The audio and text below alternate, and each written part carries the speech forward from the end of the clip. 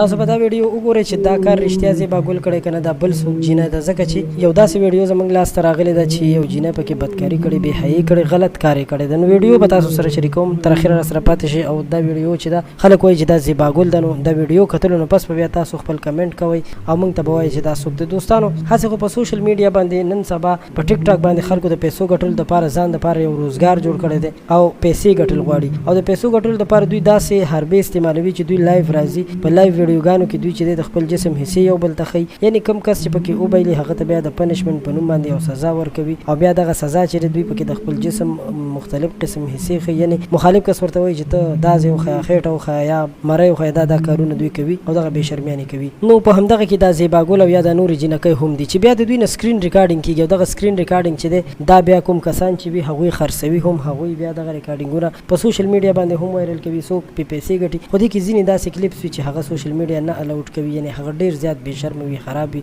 زیبا ګل او یا نورې جینکۍ چې دی هغوی هم همدغسې کارونه نن سبا شروع کړي دي.